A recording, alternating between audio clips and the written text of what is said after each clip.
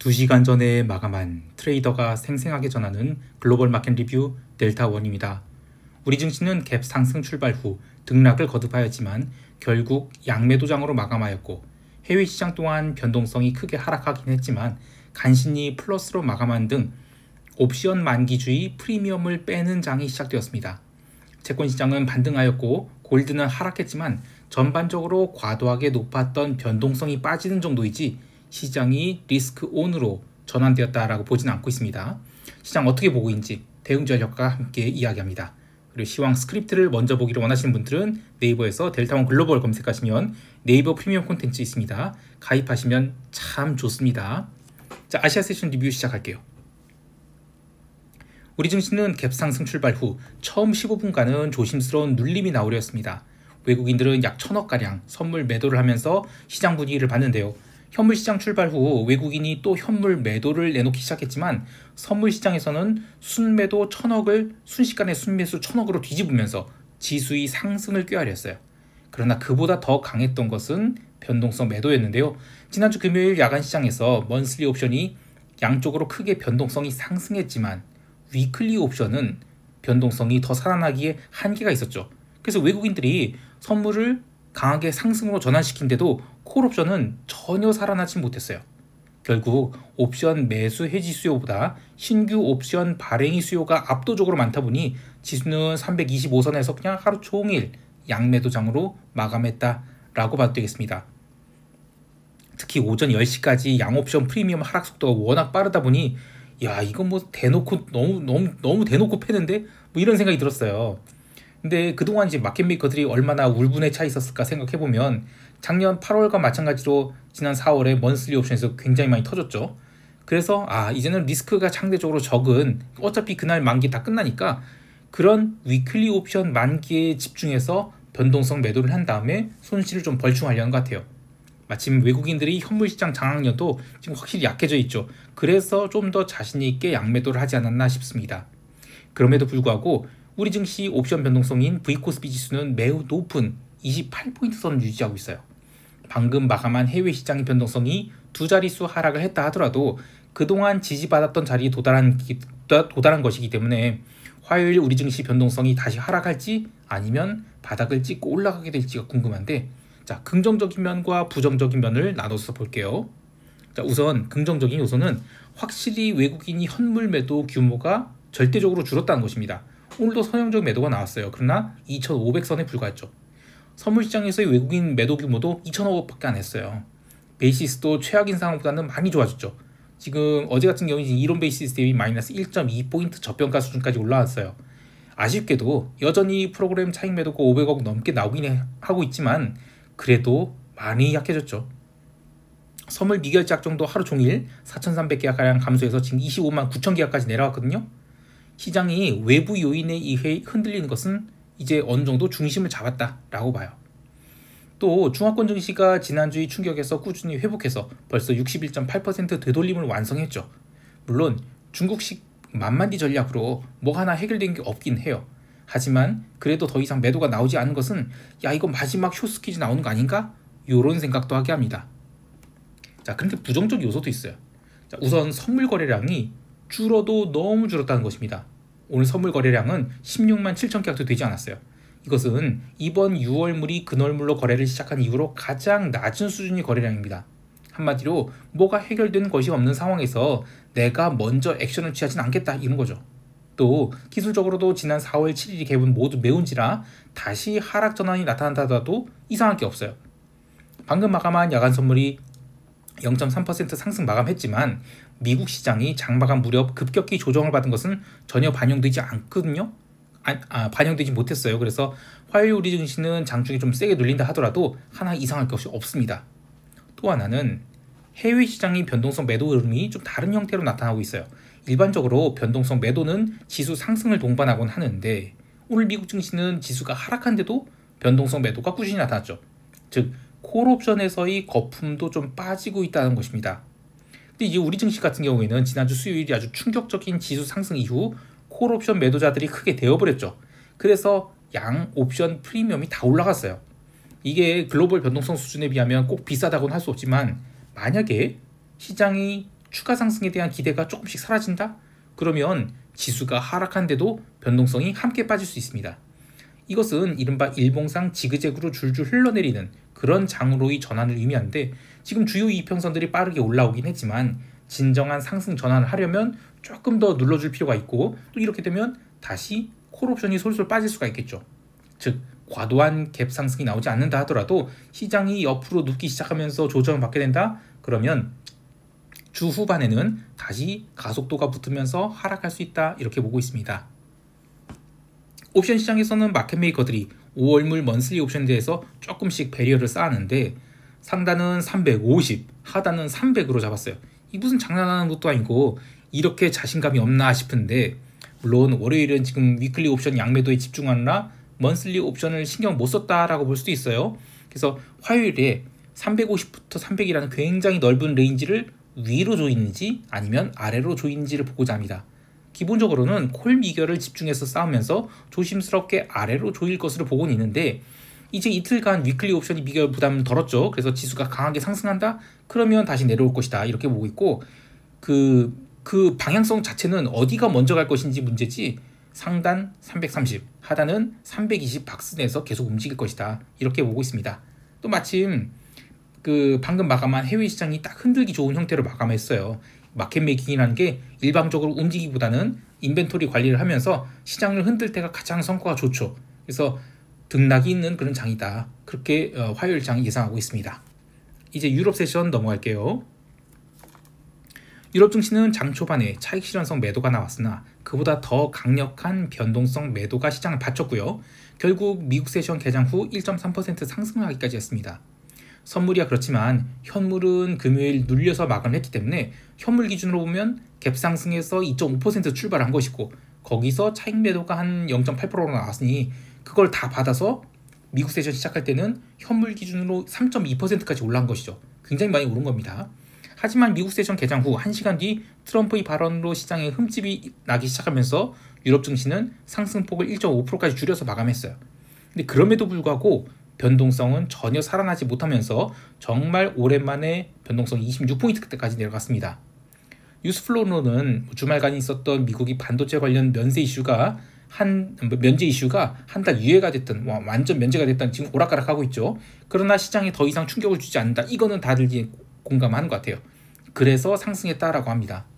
근데 이렇게 되면 조만간 미국 증시는 다시 조심스럽게 내려가고 유럽은 버티는다. 그러면 이제 올해 초의 방향성인 유럽 롱, 미국 숏, 이런 흐름은 다시 돌아갈 수도 있겠어요.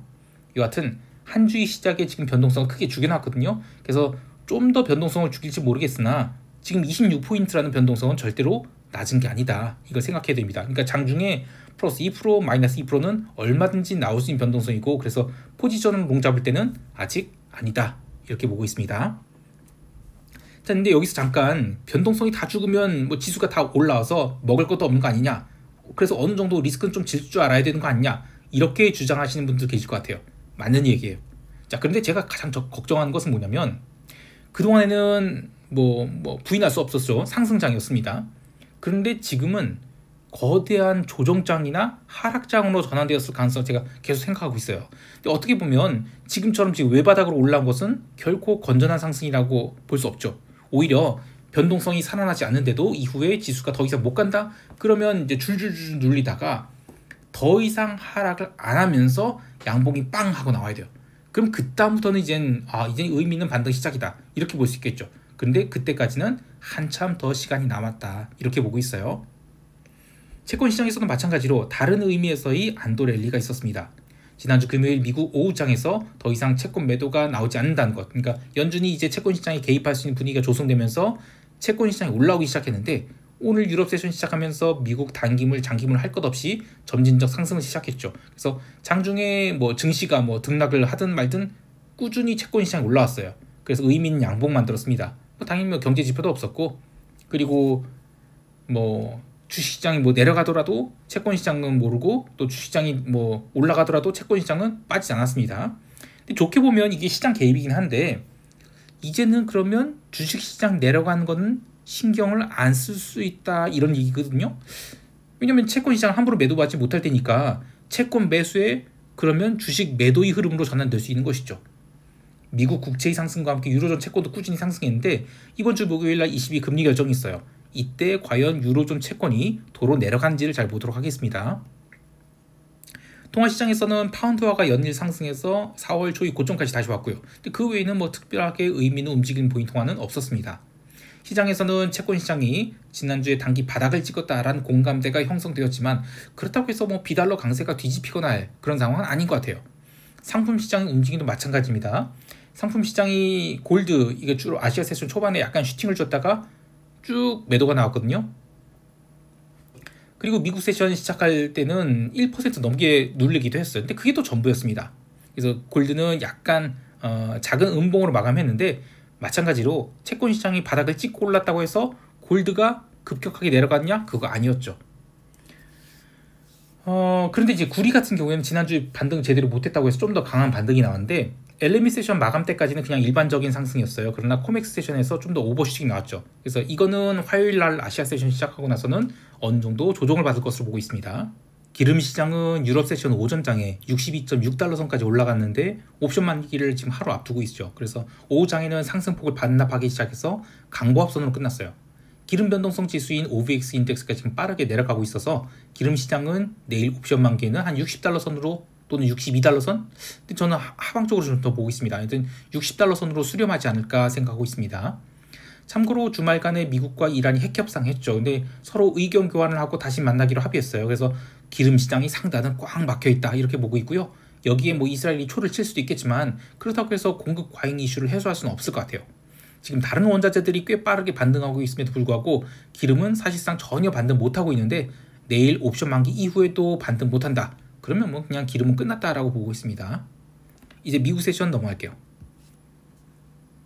미국 지수 선물은 주말간 반도체 관세 관련 호재가 나왔다가 이게 또 뭐지 싶은 뉴스도 나왔죠. 그래서 과연 월요일 아시아 세션 전자거래가 시작될 때 어떻게 움직일지 투자자들이 굉장히 궁금했던 것 같아요. 근데 매우 강한 나스닥 선물 상승이 나왔는데 이후에 또 빠르게 눌림 나왔죠. 그래서 중앙권 증시가 거래될 때까지는 별다른 방향성 없었습니다.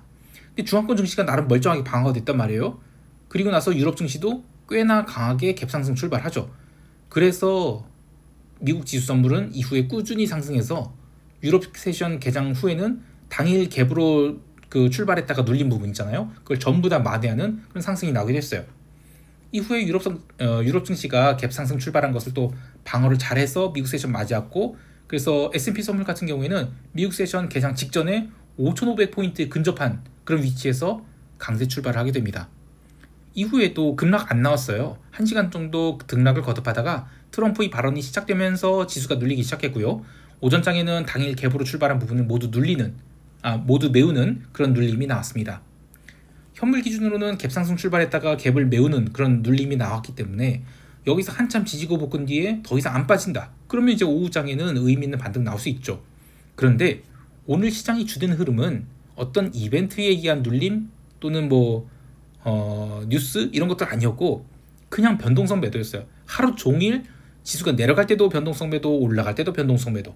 그래서 오전장에는 엄청난 변동성 매도가 시장을 나름 방어를 했고, 왜냐면 분명히 갭상승에 대한 차익 실현 매도가 있었는데 그걸 거의 다 방어를 했죠. 그렇게 해서 지수를 보합으로 밀었는데도 더 이상 빠지지 않는 것이 확인되니까 오후장에도 또다시 변동성 매도가 들어왔어요. 그래서 지수를 시가선 부근까지 끌어올린 등 하루 종일 그냥 변동성 매도가 시장을 지배했다. 왜냐면 지난주까지 엄청난 변동성을 갖고 있었는데 이번 주에 옵션 만기주란 말이에요. 그래서 그렇게 살아있던 옵션 가격을 다 좀 누를 필요가 있는 것이죠. 근데 지금 장마감 한 10분 남겨놓고 당일에 상승한 부분을 몽땅 뒤집어 버렸어요. 그래서 선물로는 이거 모양새가 좀 이상한데 이런 음봉 도지가 나왔죠. 변동성을 하루 종일 눌러서 이틀 연속 음봉을 만들고 25.5포인트까지 눌렀는데 이게 변동성이 완전히 꺾였다고 보기엔 또 2% 부족해요. 오늘은 그냥 경제지표도 없고 또 주말간에 별다른 충격적인 이벤트나 뉴스가 없었기 때문에 그만큼이 어떤 리스크 프리미엄이 깎인 것이지 오늘 시장이 좋아서 올랐다? 이렇게 보진 않고 있습니다. 개별 종목에서는 시총 상위 종목들이 대부분 갭상승 출발하고 그 다음에 눌리면서 음봉 마감했어요. 특히 갭상승이 컸던 애플이 아주 안 좋게 마감했죠. 한 주를 시작하는 월요일에 현물이 이렇게 갭상승했다가 음봉 마감했다. 그러면 나머지 날들은 어떻게든 호재를 만들어서 지수를 끌어올려야 되는데 그러지 못하면 변동성이 오르진 않아도 지수가 솔솔 눌리는 이른바 하다가 처맞게 되는 그런 장이 나타날 수 있거든요. 근데 그 레딧이라는 종목 보면 이게 이제 AI 소프트웨어 내러티브가 가득한 종목인데 지난주 수요일이 어떤 강력한 상승을 다시 절반을 다 내줘버렸어요. 또 메타 같은 것도 마찬가지죠. 그래서 저는 어떻게 보면 지난주의 급반등 이후 시장이 계속해서 지금 종목 교체 중인 것이지 기존의 어떤 리스크 온일 가득할 때 그런 내러티브로 돌아가진 않았다라고 봅니다. 그냥 어떻게 보면 그냥 지난 4월 7일 이후의 급등을 정확히 절반 돌려준 어떤 수렴 중이긴 한데 상승 모멘텀이 있나? 저는 그건 다 잃어버렸다고 봐요. 그 외에도 뭐 코카콜라, 펩시코, 콜게이트, 맥도날드, 월마트 같은 이런 경기 방어주 위주로 계속 상승이 이어졌어요. 자, 이제 시장 총평하면서 대응 전략 이야기할게요. 우리 증시는 야간 선물 시장이 0.3% 상승 마감했다라고 하지만 미국 시장이 본장 마감 이후의 하락분을 제대로 반영했다라고 보지는 않아요. 그래서 화요일 출발은 뭐 잘해야 강보합, 뭐 이상하다 싶으면 약보합, 뭐 그렇게 하여튼 그렇게 안 강할 것 같습니다. 근데 그렇다고 해서 바로 뭐 폭락장이 나오거나 하진 않고 330 상단 그리고 320 요 사이에서 고점과 저점 확인을 계속할 것 같아요. 근데 가장 이상적인 흐름으로는 홍콩 세션 시작 전에 나름 고점 확인을 위해서 330선에 근접했다가 홍콩 시장 더 이상 못 간다. 그럼 이제 오후장에 힘이 빠지면서 조정을 받는 그런 흐름을 기본적으로 생각하고 있어요. 반대로 오전장에 바로 눌림 나온다? 그러면 10시 30분까지 눌렸다가 이후에는 그냥 랜덤 워크로 등락을 거듭할 것이다. 이렇게 보고 있는데요. 지금 단기 이평선과 이격이 굉장히 커요. 그래서 지수는 위쪽보다는 좀 아래쪽이 더 열려있다 라고 보는데 단지 바로 아래로 내려가기보다는 위로 한번 얼마나 멀리 갈 것인가 그걸 테스트하는 그런 과정이 있어야 될 것 같아요. 근데 이제 그게 주 후반에 나타날 수도 있고 오늘 나타날 수도 있다고 보는데 그래서 위로 갈 거냐 아래로 갈 것이냐 가긴 갈 것인데 어딜 먼저 갈 것이냐 그 문제지 위로는 한 330 아래로는 320이 열려있다 이렇게 보고 있습니다. 자, 그래서 장중에 뭐 눌림 나왔다고 해서 뭐 바닥 확인하고 나서 롱 잡거나 이런 건 하지 않는 게 좋겠고 오늘은 콜옵션 행사가 340에서 335 요 사이에서 레이쇼 스프레드 쌓았다가 푸는 정도로 이 변동성 매도와 함께 델타는 약간 숏 잡는 점 그래서 가벼운 조정을 기대하는 그런 전략적 트레이딩이 가장 성과가 좋을 것 같아요. 지금 변동성이 완전히 꺾인 건 아니에요. 그래서 가급적이면 풋 클래스에서는 레이쇼 스프레드 안 잡고 델타는 그대로 그냥 마이너스로 뭉개는 것이 좋겠습니다. 근데 그게 마음에 안 든다. 그러면 레이쇼 스프레드의 비율을 낮춰서 간신히 크레딧 레이쇼만 잡으면 마이너스 델타가 약하거든요. 또 이렇게 되면 또 지나치게 리스크 회피하는 거예요. 그래서 이런 건 돈이 안 될 것 같고 머리만 아플 수 있거든요. 여하튼 오늘은 오전장에 330선 안 넘어간다? 그러면 조정 나온다. 이렇게 보고 있습니다. 해외 시장에 대해서는 채권 시장에 대한 방어 의지가 나타나면서 장기 국채가 올라오긴 했는데 그렇다고 해서 뭐 채권이 계속 갈 수 있을지는 의문이에요. 일단 이번 주 목요일 20일까지는 좀 등락을 거듭하면서 채권 시장 좀 더 반등이 이어질 것으로 보거든요. 그래서 채권 시장은 트레이딩 매도 관점으로 접근한 것이 좋겠고요. 기름 시장은 옵션 만기일인 관계로 뭐 크게 오르지는 못할 것 같아요. 그래서 차월물 중심으로 기름 콜옵션 매도 쌓는 정도 이렇게 대응하는 것이 좋겠고 그 외에 뭐 지수 선물 시장은 아직은 롱이든 숏이든 뭘 잡을 만한 자리는 아닌 것 같아요. 그래서 좀 더 기다려 보도록 하겠습니다. 자, 오늘도 성공 투자하시길 바라고요. 이상 델타원이었습니다. 감사합니다.